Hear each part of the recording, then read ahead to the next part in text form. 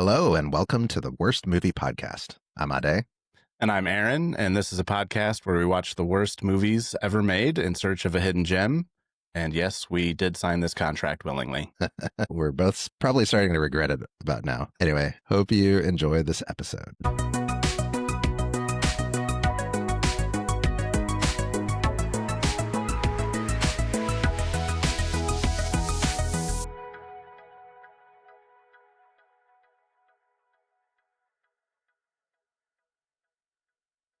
I just wanted to say before this episode starts that it contains discussions of sexual assault, rape, and other forms of sexual violence. So these topics may be distressing or triggering for some listeners. So listener discretion is advised. This month, we've started a new theme with November. And sorry, I didn't have any hints to it in the intro or, costumes or props or anything like that, because this month's theme is Naughty November. And I'm sure Aaron doesn't want to see me try to be naughty on camera.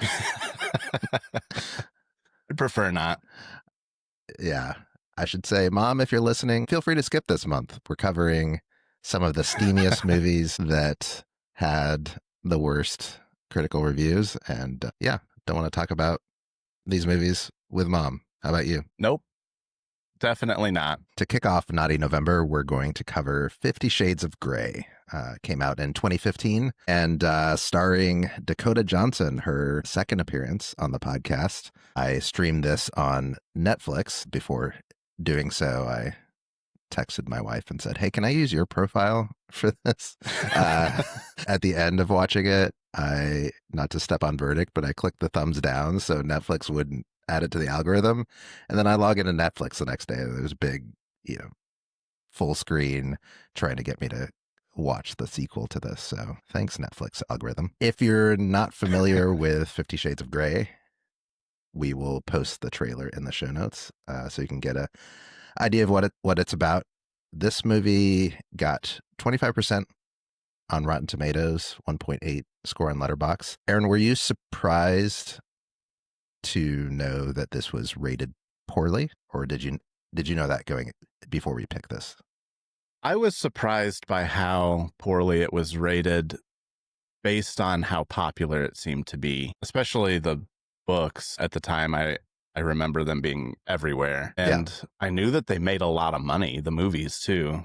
So I guess I wasn't completely surprised that it was really bad, but I was surprised at how bad it was. Yeah. You? Yeah, I was surprised. I didn't think the movie won any awards or Oscars or anything like that. I expected it to be, kind of middling reviews or something. But the fact that I got, I knew there were 2 sequels that were released and that it did well in the box office. And so I figured it at least had good audience reviews and I would have expected middling critic reviews. I would say 25% Rotten Tomatoes is maybe on the threshold of what we want to consider for this podcast. Do you think this movie should qualify for the Worst Movie Podcast? I think it definitely qualifies for this podcast. And I think that the 25% is probably bolstered by just rabid fans of the series in general. That, it's kind of like Troll 2, where there's this following that it has that kind of boosts its score in some ways. I think that that's probably true here, that it's a worse movie than 25% would seem to indicate. Sure. Well, as we've alluded to, it did a killer performance at the box office. It had a $40 million budget, and the first movie, 50 Shades, made $570 million in the box office, and the total trilogy went on to make $1.3 billion total. So regardless of what critics think, people paid money to go see this in theaters. And I don't know what residual streaming revenue came in or anything like that, but I'm sure it continues to bring money in for the creators. As you mentioned, this was based on a series of books. Did you happen to read the books? Did you know anything about the series before coming into this?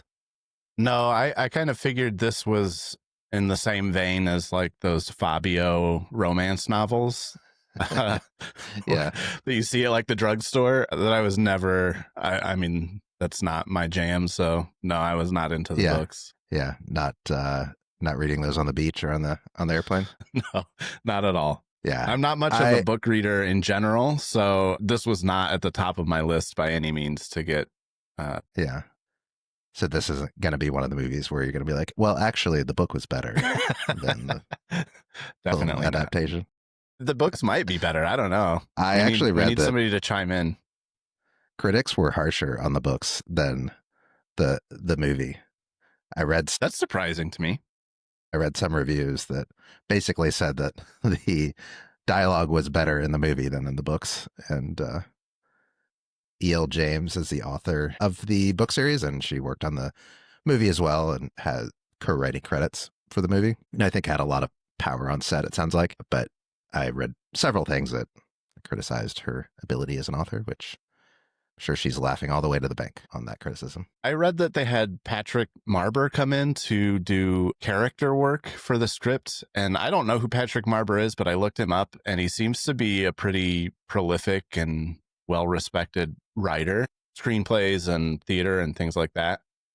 Mm-hmm. And so maybe that's the difference between the dialogue in the movie versus the book, that they had a pro come in and touch it up. Well, a little bit more about the background of this movie. Again, the books were super successful, sold 150 million copies, has the UK record for the fastest selling paperback of all time, which is crazy to think about how popular this was. And for those that don't know, the genesis of the series was Twilight fan fiction. So E.L. James wrote a series of some fan fiction called Master of the Universe, and that turned into the 50 Shades series. And she published this originally online with the username Snow Queen's Ice Dragon. I don't think that I would ever want any of my online handles to become public like that. Yeah. Yeah. You don't want to share any of those with us right now? Nope, definitely not. Snow King, Fire Dragon. How did you know? E.L. James said about the books, my midlife crisis writ large, all my fantasies in there. And that's it. So good for her. I don't think we all needed to know that, but well, apparently 150 million people wanted to know that. I guess paid money to find it. So you're just not the target audience. That's very true. Yeah. So more about the background. There was a huge bidding war about the movie. Steven Soderbergh at one point was attached to direct, which would have been really interesting. I would have liked to have seen that. Yeah. Could have been a cool adaptation. Yeah. Lots of rumored stars were attached, and for both male female leads, had a lot of controversy when it came out regarding the nudity and the sex. One of my favorite tidbits was that in Vietnam, about 20 minutes were cut from the film, leaving 0 sex scenes. I kind of wonder what that edit is like. Yeah, it's gotta be weird. Just all story. Yeah, because I feel like the sex scenes are as much a part of the storyline as any of the dialogue or plot. A final tidbit that I caught at the time that it was in theaters, it was the 4th highest grossing R-rated movie of all time, which is kind of crazy. Nice. Did really well. Let's talk a little bit about the story. We've been dancing around it. Do you want to give a quick kind of synopsis or overview of what this movie's about? Sure. The synopsis is literature student Anastasia Steele's life changes forever when she meets handsome yet tormented billionaire Christian Grey. It basically starts where she's a student in college, that she's interviewing this young billionaire for her friend, really, who was supposed to be doing the interview. And she's kind of this awkward, naive young college girl meeting this very intense young billionaire, and they kind of kick it off, and what follows is kind of the push and pull back and forth of pursuing each other and the love story that follows, I guess. There's not a ton of plot to this movie. Yeah. And there's not a whole lot that really happens other than just seeing them kind of interact with each other. There's really not even that many side characters in this. There's a handful of friends and maybe some family thrown in, but it's really about the two of them kind of and their and their romance for sure. Yeah. One of the first questions I had is in one of the first opening scenes, she's going to interview Mr. Gray and drives to Seattle. And to your point about her being this naive character, she's just like gets out and she's like looking around in the city and like, whoa, like, has she never been in a city before? She lives in Portland, right? Yeah. Yeah. I mean, there's skyscrapers in Portland, aren't there? Yeah, definitely. I've been to Portland. I don't know why she would be wowed by Seattle. Maybe it's just that it was this huge building that had his name on the side of it. So maybe that's what wowed her, is like, I guess this is his empire. Why do you think he took that interview? I don't know. It doesn't make any sense. Also, when she walks in to interview him for the first time, she trips over nothing and falls like flat on her face right as she walks in. I'm like, what did she trip over? She's naive and clumsy. Awkward, and we're supposed to relate to her. Yeah, I guess so. Yeah. So what did you think about the story overall and the premise, I guess? Like the idea that this clumsy college student is catches the eye of this billionaire, mysterious billionaire. It's a fine premise. It's maybe not original, I guess. Yeah. But the premise is fine. The execution of said premise is pretty flat, and there's nothing much really happens after that, and the characters aren't believable, I don't think. And this is a 2-hour movie of red flags for me. Like, yeah, Christian Grey is not a desirable partner in any way, other than he's handsome and rich. Yeah, that kind of says something maybe about women's fantasies who are into this. That, yeah, it seems like right off the bat, one of the first things I noted was he seems like a serial killer. Yeah. He's just so mysterious. And like she says something like, I find you intimidating. I think that was in their first conversation. And he replies, you should. Which, that would make me scared of you even more. And that would throw up some red flags. In one of the first scenes, she works at a hardware store and he shows up and he buys like cable ties and tape. And what else does he buy? Cable ties, masking tape, and rope. Yeah. And she keeps trying to ask him what project he's working on, and he's super will dodgy. Not answer. Yeah. He's very cryptic. He says something in their first meeting, like she asks if he works out or I forget the question, and he's like, I engage in certain physical activities. It was like the sort of thing that I'd be like, you kill people, right? Yeah, I can clearly see that Dennis from Always Sunny in Philadelphia has a lot of Christian Grey in him. Yeah.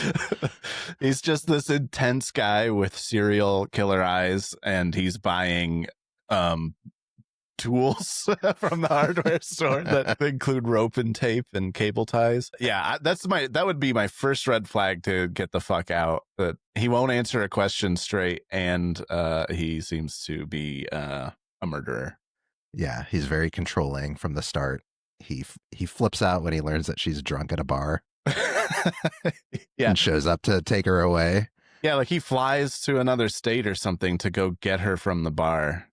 Yeah. After they've met once, I think. Basically, maybe they met twice because they have a coffee date. It's after the coffee date because at the coffee date he is, I guess, trying to woo her. I really don't understand his game here, but then she said something about being a hopeless romantic, and he's like, we can't be together, and essentially dumps her before they're ever together. Yeah. And then she gets drunk because she's upset about it. I don't know why she's already so attached to him. He's been nothing but a creep thus far. Yeah. And she's really just interacted with him. I think he said he had like 5 or 10 minutes for their first interview. Yeah. And that was it. And it was nothing happened there that I'd be like, this is a guy that I gotta get with. Yeah. But you are a dude. That's true. That's true. Yeah. Yeah. I was wondering, does this kind of flirting work? Is this what women want? Did it give you an identity crisis? No, I You've been mean, doing it wrong this whole I've time. I've been in a very long-term relationship for a while, and maybe this is the way people are doing it now. I don't know, Yeah.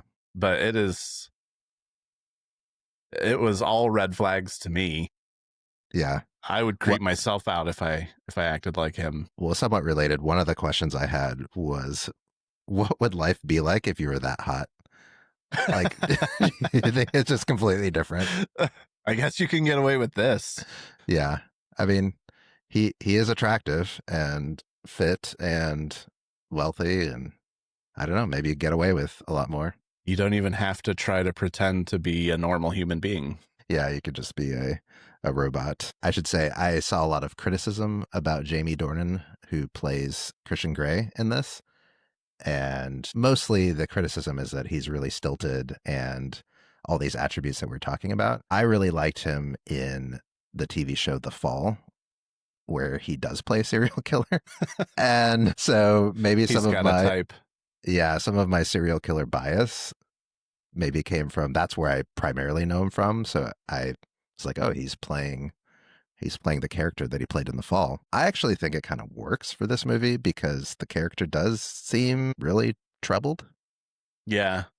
Yeah, I didn't have a problem with his portrayal necessarily. I don't think, I mean, I guess if we're going to talk about the acting, I didn't think he was that bad. I do not like Dakota Johnson. This is her second appearance on the podcast, and it's maybe the only 2 times that I've seen her. I mean, I've seen her in like 21 Jump Street and Social Network, but she's not a big character, and I don't remember her. So Yeah.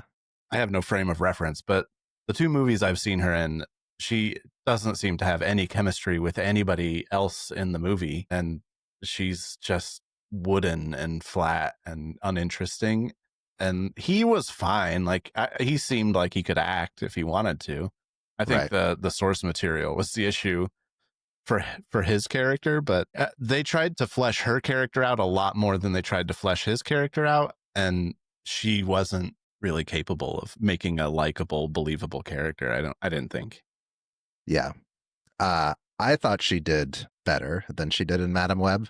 Madam Web, I remember her just seeming flat and bored through the whole thing. And again, when we talked about on that episode, a lot of the background that came out was that she had trouble with the movie and didn't really want to be part of the project anymore, it seemed like. And so kind of phoned it in. Mm-hmm. And there were parts of this movie where I thought she tried and she seemed emotive and expressive, and I think did a better job. I wouldn't give her an Oscar or anything like that, but I didn't have as much of a problem with her performance here. Interesting. But some of it is the story, because I feel like both characters were kind of reserved, and she was naive and also didn't really understand why Christian wanted to do the things that he wanted to do. And his character seemed troubled, and I actually felt like there was more backstory hinted with him or even expressly talked about than with her. Like, I really didn't understand who she was other than a student who is graduating and a virgin. Like, yeah, we really didn't get much. Her dad and mom split when she was young. Mm-hmm. Is that right? Yeah. And her mom had a series of husbands, but it didn't really say anything about her backstory in terms of like her relationships or what was motivating her. Like, we didn't even really get a sense of what she wanted to do after college or what she was into. Right. She worked at a hardware store, and that was it. Yeah, we get more of her like current social life than we get of his. So we see like her out at the bar with her friend Jose and her roommate, and so we get a little bit more of her life outside of Christian. Whereas with Christian, we get lots of backstory with him about he was apparently raped by an older woman as a kid. He was 15 and she was in her 30s or something, and so he's got some history that has kind of shaped him who he is now. So yeah, there was kind of some of that backstory with him that I guess explains a little bit of the why he is the way he is. But did you see that Christian's mother or Christian said that his mother has never seen him with a woman before? I didn't catch that. Yeah, because his mom comes to visit him at his apartment, and Anastasia is there, and she's like kind of surprised to see him there. And Christian, as the mom has left, Christian says, "Oh, she's never seen me with a woman before." Like, how is that possible? And there's this whole plot point that he's never been photographed with a woman. Like, all of the pictures of him are either with men or alone online. I'm like, what is this guy doing? This is a serial killer. Yeah, well, I mean, that's a big part of the plot point, where his first sexual experience is when he's 15, as you mentioned, and was raped by an older woman, and she was a dominatrix and he was her submissive, and basically that formed his sexual preferences and relationships going forward. So he says in the movie to Anastasia, he's never slept in the same bed as a woman. He doesn't do relationships, is what he says over and over. He doesn't go on dates. He doesn't do dinners and movies and stuff like that, which is weird. I'm sure those people exist, but to like never have gone to dinner with a woman. But he has basically set up these, dom sub relationships since he was 15, or at least since him and that woman stopped seeing each other. And he makes all of these women sign a non-disclosure agreement that they won't discuss what they do together. Which, speaking of red flags, that's a huge one. I could maybe see that being a thing, though, with extremely wealthy or famous people that, I don't know. I mean, I'm sure it happens. Yeah, I'm sure that it happens, but it's still, for a regular person, that would be a big red flag. Sure. Yeah. Yeah. You don't want some broke ass dude on your first date sliding over an NDA. Yeah, that's the funny thing about it, is I don't really understand how soon in the relationship do you want that NDA signed, because they basically don't even date before he starts sending her all sorts of legal stuff. Yeah, but she doesn't ever sign anything, as far as I know. I think she signs the NDA, but not the submissive contract. Okay, that could be. I could have missed that. I mean, I did write down a note. Is this the most popular movie where a significant chunk of the movie is reading a legal contract out loud? I bet lawyers really geeked out on this because they spend a lot of time going through legalese. Yeah, and they like talk about negotiations in their relationship a lot.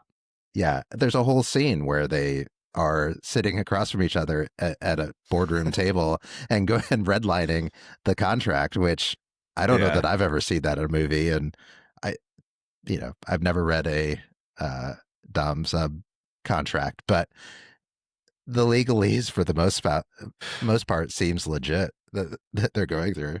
Yeah, it was supposed to be a very sexy contract negotiation. I mean, I thought it was a little cheesy, but it probably is the most sexy contract negotiation I can remember on film. Yeah, same. We've talked about him being a dom, but one of the funniest parts in the movie is he takes her to his apartment for the first time, and he's being cryptic this whole, like the first 30 minutes, would you say? He's being cryptic about what he's into. Right. Like, we don't really get to see see it until well into the movie, and they're standing in front of a door, and he says, "This is my game room." My playroom. My playroom. And she looks at him and says, "Like your Xbox and stuff?" I laughed out loud. I did too. Yeah. That's what I would assume. If somebody took me to their apartment and they're like, "This is my playroom," I wouldn't be like, "Oh, I'm going to get tied up and beaten in there." Yeah. And I just felt like, I don't know, I'm obviously not a woman. I haven't dated in a long time, but I felt like in her delivery of that line is like every poor woman who's ever dated a guy who like spent a bunch of time on a date playing on his Xbox or something. Yeah. She was just like, there's just all this dread of like, are you going to like maybe watch you play Halo or something? He's got a game with the boys tonight. Yeah. Yeah. She can hang around if she wants. Yeah. Maybe make some food for him. Yeah. So, I don't know. If you were rewriting this, would you How would you fix it, do you think? I don't know that I can pretend to be a good enough writer to. I mean, look, this is stepping on analysis, but this is one of those movies where I'm like, how can I criticize it? It made a shit ton of movie. People love the books. People love the movie. I don't know. Maybe it shouldn't be fixed. How would you Yeah, fix it? I thought about it, and I think that this movie is exactly what it was supposed to be. That it was never going to be like a critical darling. That it's just supposed to satisfy some need for women, and it's not for me. Like, that was never Yeah. intended to be for me. So in that way, I don't think it needs fixing. And I think that the box office numbers kind of speak for themselves, that this is what a lot of people wanted. Yeah. Yeah, I have more thoughts when we get into analysis about it, but yeah, this is not the movie for me. It's not my genre, it's not my style, but yeah, it seemed like it's a fantasy movie, Yeah. obviously. And I think it was interesting to people to explore the Dom sub stuff, which I think is not, I mean, it's not really talked about much mainstream. So on that note, do you want to talk a little bit about his playroom? They don't spend a lot of time in it. I actually Yeah. expected a lot more of that in this movie. Did you? Yeah. Like, a good chunk of the sex scenes are just in her bedroom, just in a regular room. It isn't really until the end, like the last act of the movie, where she kind of gives in to doing what he wants in his playroom. It's basically a room with just a bed, and then the whole rest of the room is set up with his sex toys and whips and Yeah. ropes and all sorts of other things that he's into. So I'd seen the memes and the discussion around this movie. I thought that the playroom was going to be a much bigger part of the movie, but it's not really till the last third that we get to see anything happen in it. There's a Yeah. lot of sex scenes in this movie, and it's very gratuitous. Yeah. I mean, it's according to the Vietnam edit, I guess it's about 20 minutes of sex scenes, depending on what you count as a Felt scene. like more. Yeah, it's about. I actually looked it up. I think it's about like 10 to 12 scenes, depending on how you define it. So there's a lot of sex. Yeah. But and yeah, a lot of. I would say the nudity itself is topless. We saw a little taste of male frontal nudity for the women, but not Yeah. much. A little bit of neck. I did wonder his playroom. Is there like a guy you can get to, like a company to help you set up that playroom? Surely. I mean, if you've got that much money, you can probably find anybody to do anything. Yeah, that's true. As a billionaire, what does he do? Did you catch that? No, I didn't know. It just seemed like he owned a conglomerate of companies, and I tried researching it, but I think the fans were less interested than I was in the details of Christian Grey's business empire. Yeah. I mean, he's got a whole skyscraper with his name right on the side of it, so he must be doing something right, but I don't know what it was. I don't know if it was like a media thing or... Yeah. We do see him talk business from time to time with somebody on the phone, but it's all just generic, like, we'll make it happen, stuff like that. Yeah, it seemed like there was something towards the end, there was something really critical happening where he had to leave all of a sudden and he was really agitated. And I expected something to come out of that, like he was about to lose his empire or something, but they just dropped it. Yeah. Yeah. I felt like, I wanted to see a little bit more of that, like what made him tick and what his background was. I guess we should say, to help give some context to the audience, I should ask you, what are all your sexual kinks? Just let's just get those out of the way up front. Yeah, make sure we have the right background for. Well, let me listening. tell you, this movie awoke something in me. Yeah.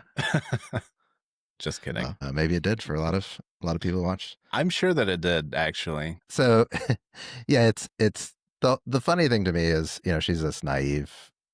She's never had sex before. She's never. I forget how she puts it. She's never done anything with a guy before. Right. And she comes. I don't even think she's kissed a guy.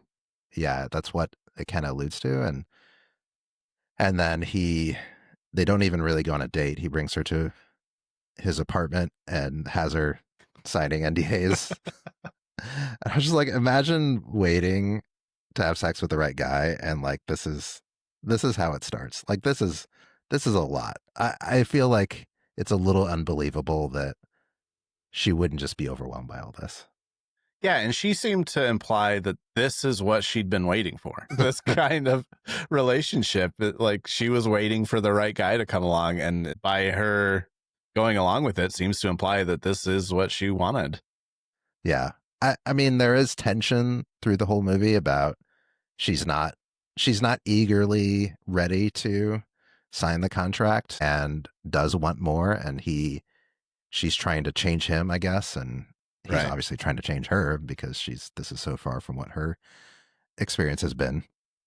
And she just wants somebody who's to actually go on dates and with and have I guess a romantic relationship, and he really just wants more of a transactional relationship. Yeah, which makes me question, if she's got these red flags about the NDA stuff and the contract and the dom submissive relationship, if those are her red flags, then what about him is it that she's attracted to other than he's just rich and handsome? Like he's not kind to her, or like he buys her things, he buys her a new computer, he buys her a car, but he's super controlling and rude in a lot of ways, like yells at her for getting drunk at the bar with her friends. And Yeah. so like if this is what she's been waiting for, she's just been waiting for a rich, handsome man and nothing about his personality.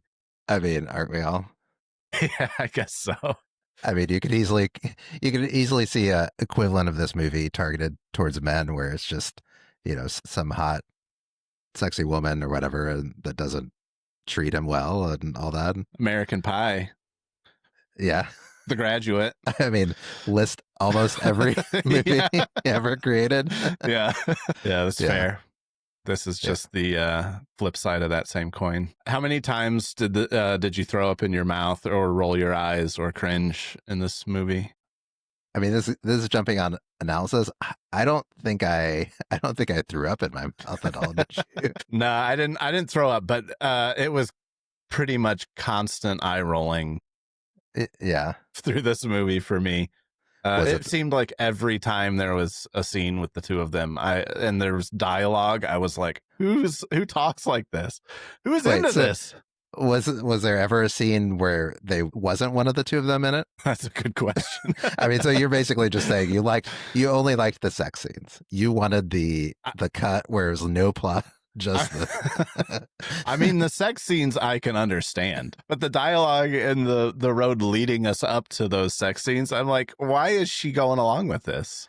By the way, speaking of the sex scenes, one of the funniest times for me, at least the direction of it with the sex scenes, is I think it's their very first sex scene and they're in bed, and then the camera pans up from the bed to the headboard, and it's like the camera shot that you see in every single movie. The two characters are under the sheets and it like gracefully like pans away and like goes to this window with the like curtains flapping in the breeze or something like that to without showing.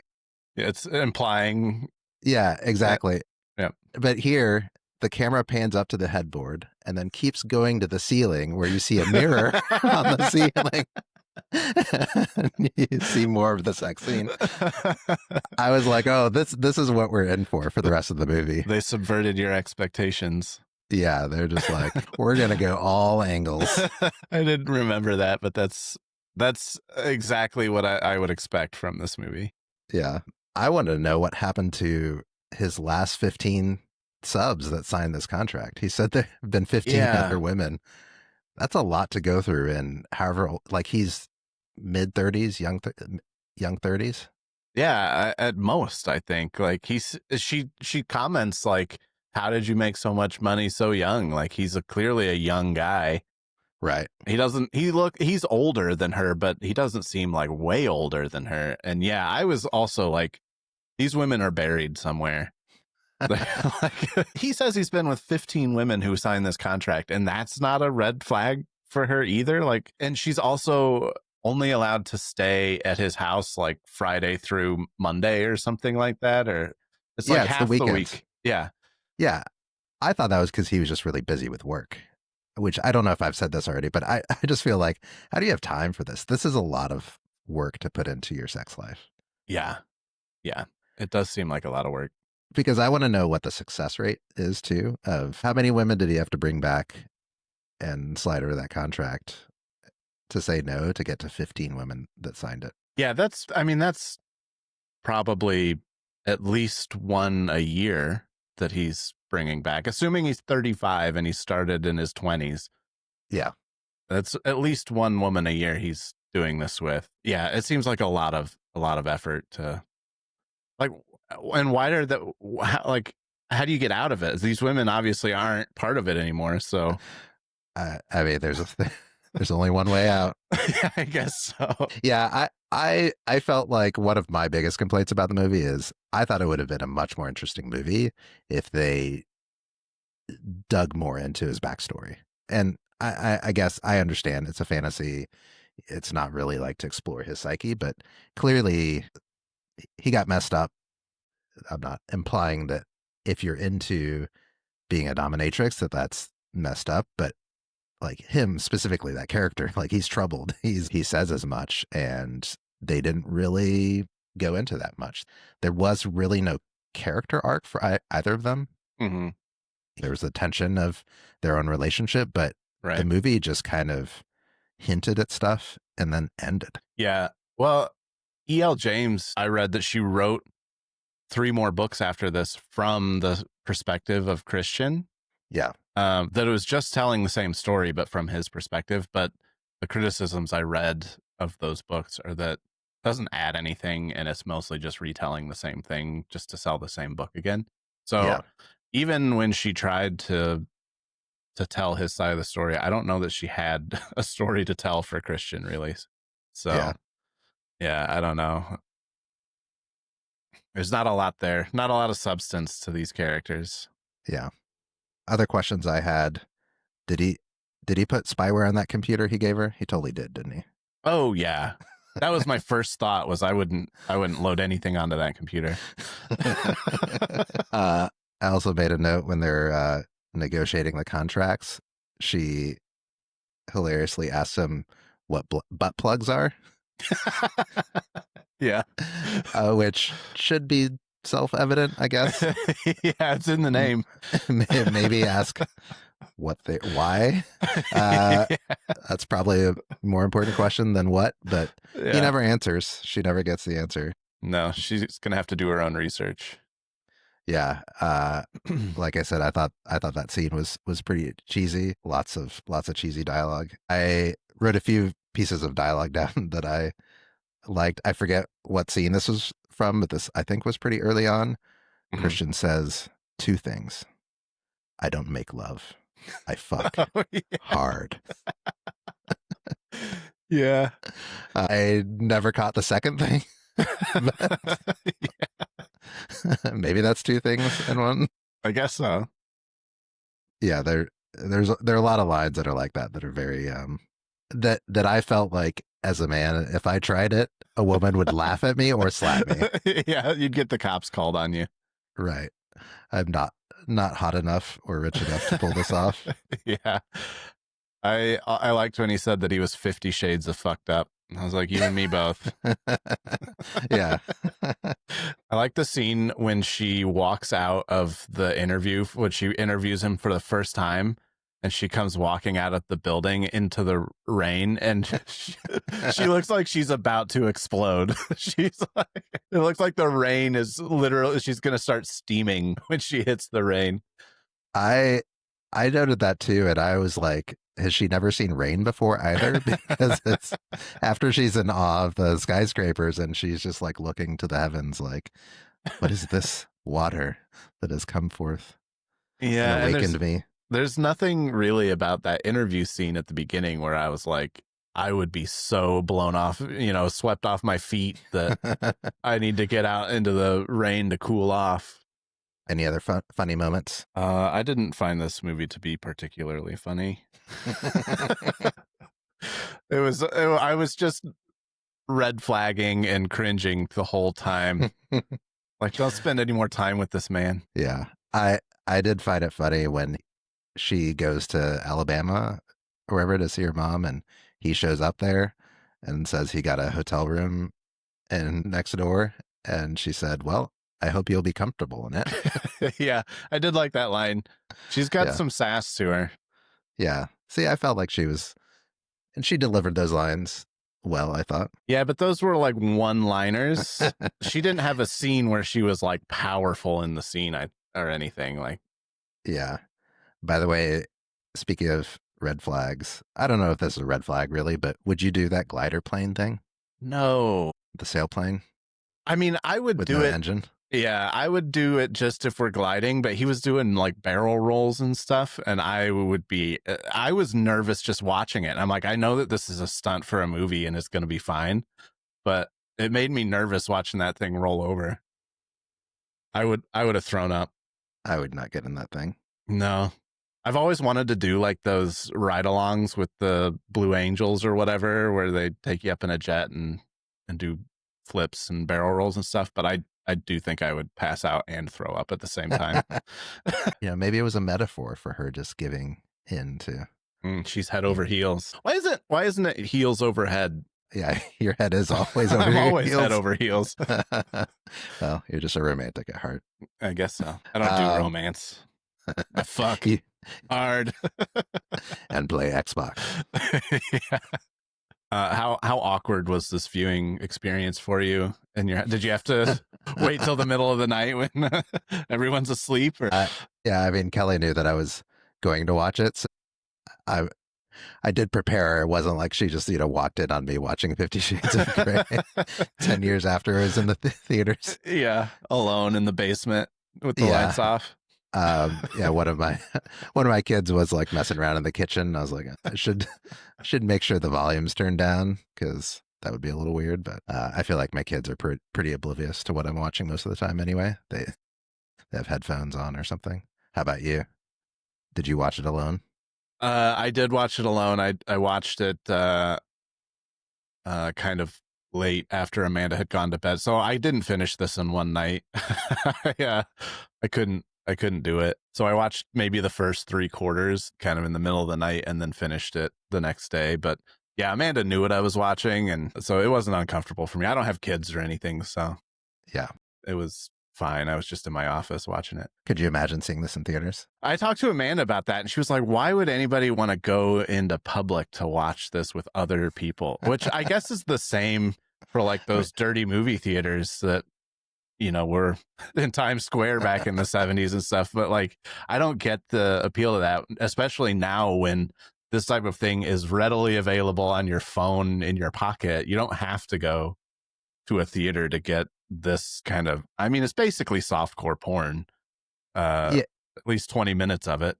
To be charitable, I don't think most people were going to see this because of the nudity. Like, to your point, porn is widely available by 2015 to anybody who doesn't have a flip phone still, I guess, or has a computer at home. So there's there's not so much nudity that it's like, oh, I can't get this on the internet. It probably just feels like that's all that's left if you're not into the story. I mean, there's probably not more nudity than, say, Eyes Wide Shut or, movies like that, where you probably wouldn't say that about going to see Eyes Wide Shut in the theater. Like, oh, why are these people going to see this with others? Yeah, but Eyes Wide Shut, that's a Kubrick movie. Like, I would go see a Kubrick movie in theaters no matter what it is if he was still alive. So, I mean, but that's my point, that I think most people who went and saw this and would go see this aren't like, oh, I'm going to see this because of the nude scenes. They're fair. They really love the relationship of Anastasia and Christian and that whole fantasy, and like they're into the story.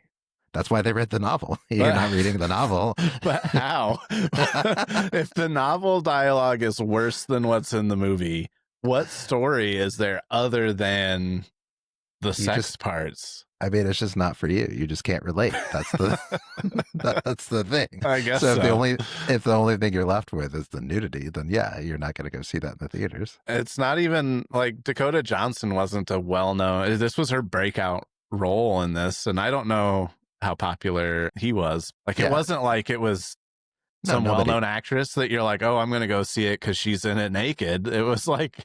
Yeah, exactly. That underscores my point. That they're not going for her. Your point is like perfectly valid. I just don't get it. I don't get what are women okay? Are we not? I guess men are not giving them what they need. Yeah, I think they've been trying to tell men that for generations. Men are not okay. That's the problem. I guess so. We're playing on our Xbox, not romancing them. Yeah. But he's not romancing her either. That's the thing. He's just like, he's not Prince Charming by any means. Yeah, I mean, he comes around and he is hot and rich, so I don't know. He's at least got 2 of those points working for him. How well do you think that this movie handles the concept of consent?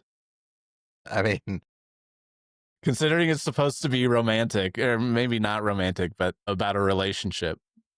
Well, I certainly should be the one to answer that question pretty well, considering they spend like 15 minutes talking through a legal document. I guess how much more? I mean, he doesn't even touch her until she gives her verbal consent to that, right? Yeah, but she never signed the document, as far as I know. The like dom submissive document. I don't think she ever signed it in this movie. Right. I mean, they never get into that relationship fully anyway. Yeah, a little bit by the end. And when she leaves, they have a session that he wants to punish her, and he gets a little rougher with her than she expected, I guess. I don't know what she expected. He pretty much told her what he was going to do. Yeah. But then she got mad and left. And that was the end of the movie, really. There's no happy ending to this movie. She gets in an elevator and leaves. I was not expecting that to be the ending at all. Yeah, it just kind of ends abruptly, especially for a movie that's over 2 hours long. Yeah. It just kind of ends. What did you think about the soundtrack? I thought it was great. That was my favorite part of the movie. It was music was done by Danny Elfman, super famous, well-known composer. I would listen to the soundtrack over and over again, which is really the only thing from this movie I'd ever revisit. Yeah, the soundtrack did really well too commercially. That doesn't surprise me. Everything from Sinatra to Beyonce. Yeah. Pretty. It was really good. Before we get into verdict, I assume you're not going to see the 2 sequels? Not unless they come up on this podcast. I did read the synopsis or the plot summary in Wikipedia about the 2 sequels because I was just curious kind of where it went from there. Mm-hmm. Did you read about it at all? I did. Yeah. It seems like the second movie gets more into Christian's background, and I am not curious enough to actually watch the second movie, but I think it probably did satisfy some of my frustration with this movie and seemed to go a little bit more into his relationship with the woman that raped him and a little bit more about his background and history. Yeah. And I think they end up getting married eventually in the story. Yeah. Spoiler alert. They get married. They have kids. It does end happily ever after. And it seems like everybody in that, you mentioned there aren't many supporting characters, and it seems like all the supporting characters end up getting together. Like her roommate marries his brother, and then Jose, the guy in the friend zone, marries his sister or something, or at least dates his sister. Yeah. It's this closed universe. Yeah. It's much like those, it's much like Morbius or things like that, where you would think that there'd be a lot more side characters or people working in these areas that we never meet, and it's all just like 5 characters that all interact with each other for the whole movie. Yeah. So what's your verdict? I wrote that this movie's as thirsty as a sponge in a drought. There's not a lot of plot. The characters are fairly shallow. I wish that they explored the characters more. I think that there could be a good story there if they got into that, but it really seemed to just be kind of a fetish fantasy movie. To me, it was really obvious that this was written as fanfic by an amateur. If the dialogue was brushed up by Patrick Marber, then I can't imagine what the book was like. I didn't like Dakota Johnson. I didn't have an issue with any of the directing. Nothing jumped out at me. I don't know if it did for you, but I think the direction was fine. There was some conflict between the director and the writer of the novels, E.L. James. I don't know what that conflict was. I think that the writer just wanted to have control, but I don't know if that showed in the final product or not. It sounds like the director would not do another one of these movies, from what she said. Yeah. Costumes were fine, although I did laugh at at one part where it looked like one of Christian Grey's suit looked like Michael Scott from The Office when he was wearing the ladies' suit. I didn't notice that. It just seemed like it was tailored kind of strangely. The soundtrack was great, but yeah, I would say it left me 50 Shades of Nope. It was 2 hours of red flags for me, so I would give it 1 star, and I don't think I'd watch it again. I didn't enjoy it. It wasn't for me. I think you hated it more than I did. I felt like I was actually expecting it to be worse. Maybe my expectations were so low. We're now a few months into this podcast, and if I would have seen this at the beginning, I may have been like, oh, this is one of the worst movies I've seen. But now I'm like, no, it could be way worse. Yeah. Like I said earlier, I felt like Madame Web was like just way worse. I was just bored, and like it was like there's nothing redeeming about it. And maybe I'm being too generous by saying this movie isn't for me, but I can imagine it being for other people. But yeah, I wasn't entertained. I won't watch it again unless I have to. But I also didn't feel like, oh, this acting is terrible. This dialogue is like, unbearable. It wasn't good. There were a bunch of cheesy scenes and some cringy moments. I felt like a lot was lacking, like I said, in terms of the character depth and the story. But yeah, it was okay for what it was. What I wonder about it, seeing it 10 years after the fact and not seeing a lot of the criticism at the time that it came out, like I just wonder if some of the negative hype was a little bit overblown because of just how different the movie is in terms of, I guess, how risque it is, right? And how much of that criticism was from people that didn't even see the movie, or like criticizing the idea of like a fantasy story. Like you joked about at the beginning, it is like one of those Fabio romance novels, which I don't read either, but yeah, like I don't want to throw shade on somebody that's into that. And that's kind of how I feel about this. It's like, yeah, I mean, you like cheesy romance novels. I like cheesy sci-fi novels and, action movies. And so some of those aren't good either, but like I can be entertained by them. And I guess I see this as like in a genre I don't love, but it's fine. Yeah, I think to piggyback off that, I would say it's definitely not for me, but I don't like begrudge anyone that this is for them. It's just, it was never a movie intended for me. Yeah. And clearly tons of people love this. Again, yeah, they paid money to go see this in theaters and paid a lot of money to see the other 2 movies and buy the books. And, I'm sure there are people who've read the books over and over and seen these movies like dozens of times. So yeah. I mean, it did well. Like I don't think you could say that about War of the Worlds. Ice Cube. Maybe very, very few people who are watching those movies over and over. That's a movie for nobody. Exactly. What would be your alt picks? I picked The Phantom Thread, 2017 by Paul Thomas Anderson, has Daniel Day-Lewis. I think that it has kind of very similar themes of like obsession and control and dominance.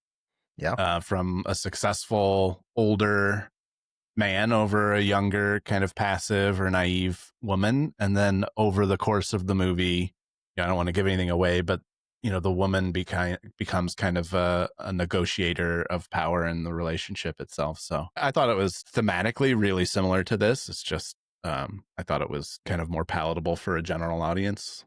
Yeah. Great pick. I picked, first of all, The Fall, which I mentioned that Jamie Dornan is in. I really enjoyed it. Gillian Anderson is the other lead in it. She plays the detective going after the serial killer. My other alt pick is a movie that came out this year called Splitsville that stars Dakota Johnson. And I saw that in theaters and liked it a lot, laughed a lot. It's a comedy, I guess, a bit of romance in it too. I don't know if she will change your mind about her acting skills. Yeah, I was going to ask how her performance was. Because I don't know that her range is much further than what she plays in 50 Shades of Grey. I guess she plays maybe more of the Christian Grey character in Splitsville. Interesting. But yeah, from a performance standpoint, it's not a character that calls for a lot of range. But the movie itself is hilarious. I highly recommend watching it. I think you'll like it. Nice. Well, I think that's probably all that you have patience for talking about 50 Shades of Grey. Tune in next time when we cover the sequel, 51 Shades. No, what's it called? 50 Shades Darker? Yeah, 50 Shades Darker. No, I'm just kidding. We are not going to continue with the series, but we will continue with Naughty November and another steamy pick that was poorly reviewed by critics. If you enjoyed this episode, please subscribe on Apple or Spotify or wherever you listen to podcasts. And any thoughts or comments, if you want to rip us apart for being two dudes reviewing 50 Shades of Grey, send us an email at theworstmoviepodcast@gmail.com. I'm Ade. And I'm Aaron. Thanks for listening to The Worst Movie Podcast.